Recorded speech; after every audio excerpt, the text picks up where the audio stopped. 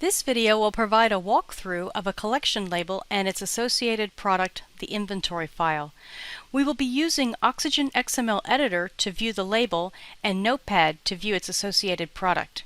In this video, we will show how the label file describes the contents of the product file and how inventory labels are related to the PDS4 archive. Feel free to pause or go back in the video at any time. Every PDS4 archive is built on files containing data, documents, or other related information that are grouped into collections. Each PDS4 collection requires an inventory file and an associated label. Each field value within the label adds metadata that describes the format of the product file, associates it with other products, and adds search terms to increase the findability of the data, as well as providing other descriptive information about the product file. There are several key areas of a collection label file: identification area, context area, reference list, collection, and lastly, file area inventory. Identification area begins with a few required attributes: logical identifier, version ID, title, information model version, and product class. In this case, the logical identifier attribute is the lid of the collection itself. The version ID attribute, called a vid, tracks different archival versions of the inventory file related to the collection. Information model version is the version of the PDS4 schema against which your label will be validated. It can be found at the beginning of the .xsd file referenced here. The product class attribute must match the opening tag of your label, in this case, product collection. The citation information class is very important here, since its scope can be an entire dataset and could be used in DOIs, the Digital Object Identifier System. Author list is the first attribute in citation information. While it is optional, including authors and associated editors is very important. The next attribute is publication year, which is the year the product was first published in the PDS. This attribute is required. Next is an optional keyword attribute. These provide additional search terms for your data. You may add as many keywords as you wish. Lastly, citation information has a required description attribute. Here is where you will put an abstract level description of the data to help future researchers know that this is the data they are looking for.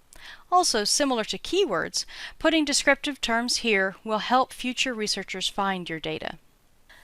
After citation information comes the Modification History class, which is where you track changes to your product. Because this is a collection label, the product is the inventory file. If the inventory file has changed, either because there are new entries or because the version ID of one of the listed products has been incremented, then you should track the changes here. Modification detail has three required attributes: modification date, version ID, and description. Modification date is the date you modified the product. It is helpful to keep a consistent order of the timeline of modifications listed.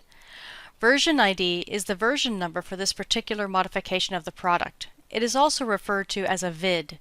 Finally, in the description attribute, write a description of the changes made to the product that warranted a new version. This label includes a context area which describes the context for the products within this collection. We want to include context information for everything used or targeted in the entire collection.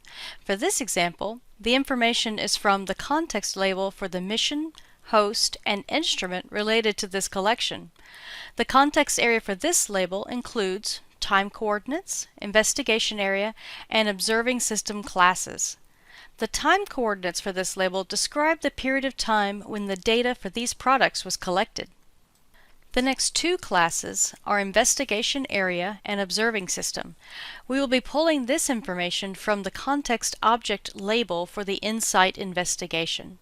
For investigation area, the corresponding values are captured from the investigation context object. Within observing system, you will see instances of observing system component, each of which has related values corresponding to the host and instrument area in the related investigation context object. The next section of this label is the reference list class. In this label, there are three internal references included: Internal reference refers to related products that are archived within the PDS. The attribute for each entry are lid reference and reference type. Since these are internal references, the associated file is identified by its lid reference. The reference type for this example is Collection to Associate. Next is the Collection class, which defines the collection type.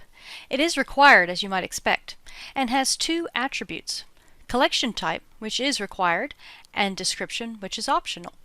For this example, each member of the collection is a document, so the collection type is document. The description is another chance to enter search terms for your data. Before we begin the File Area Inventory section of this label, it is helpful to go over the structure of the inventory file, the product this label is describing. Each inventory file is a CSV file containing a list of each of the products within the collection. Each line in the file is a separate product, each of which is a member of the collection.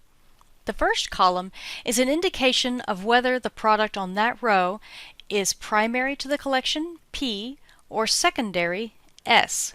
A product is a primary member if this is the first collection in which it has appeared. If a collection needs to include a product that first appeared in a different collection, it can be included here as a secondary member.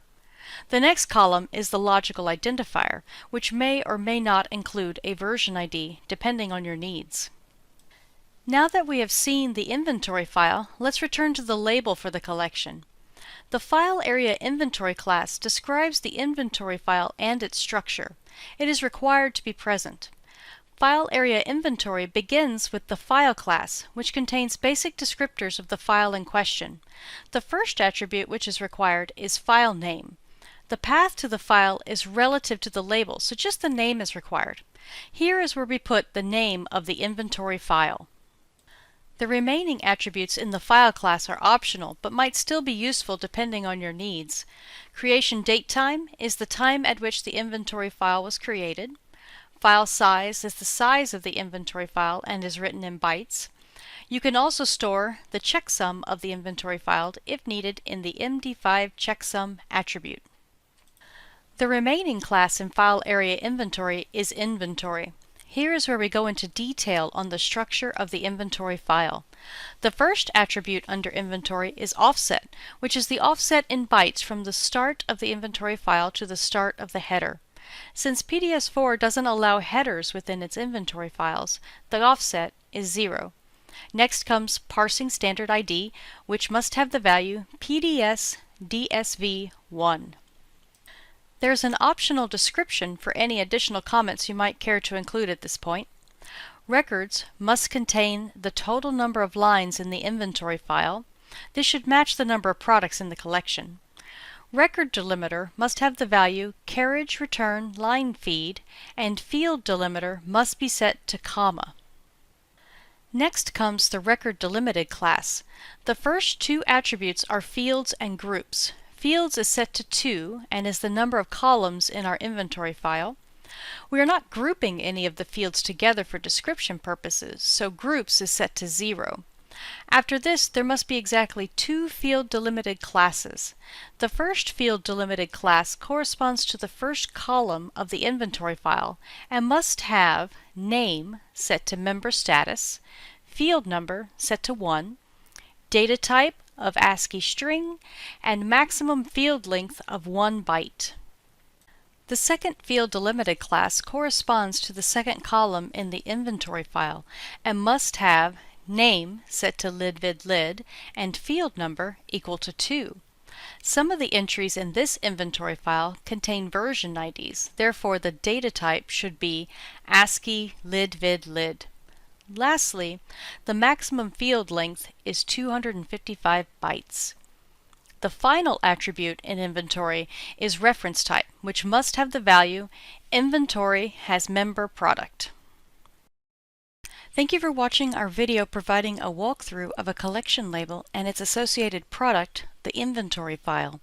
In this video, we showed how the label file describes the contents of the product file and how inventory labels are related to the PDS4 archive.